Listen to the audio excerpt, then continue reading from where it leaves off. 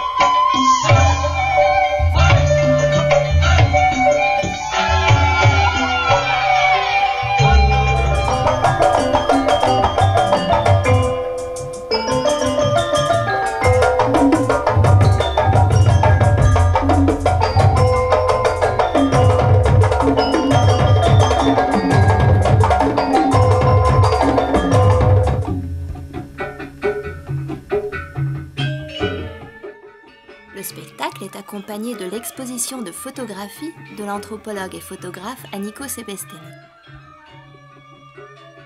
Elle permet de montrer qu'ici à Bali, la danse n'est pas réservée à une petite élite, mais c'est vraiment quelque chose qui est dans toute personne et qui peut s'épanouir. Nous avons là une petite fille qui va commencer à danser, qui a peut-être 4 ou 5 ans, qui commence. Et là, nous avons un maître de danse qui a 80 ans et qui a la pêche. Et sa danse est une offrande de choix. Et les gens, quand ils font un très grand vœu, vont promettre aux divinités une très belle danse, qui sera par exemple la danse de Gusaji. T'en penses quoi de l'expo? Surprenant. C'est humain. Et ce que j'aime dans les photos, c'est le mouvement. Il y a évidemment quelque chose, un instant qui est saisi, mais on peut en deviner un autre, le suivant. C'est ça qui est génial. Je vois cette vieille dame, on sait le pas qu'elle va faire après. Je trouve que c'est très, très appréciable. J'aime toujours présenter mes photos avec de la danse. Ça montre l'origine de cette danse, ça montre son contexte, ça montre ses racines. Et en même temps, c'est bien que le spectateur puisse aussi le voir en mouvement. Ainsi, mes photos complètent la danse complète mes photos. Alors l'histoire de cette création, elle a pris beaucoup de temps.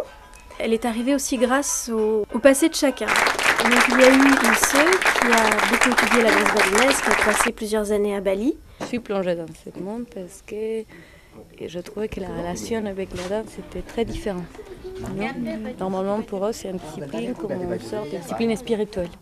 Non, de se connaître jusqu'à où c'était ton appareil limite.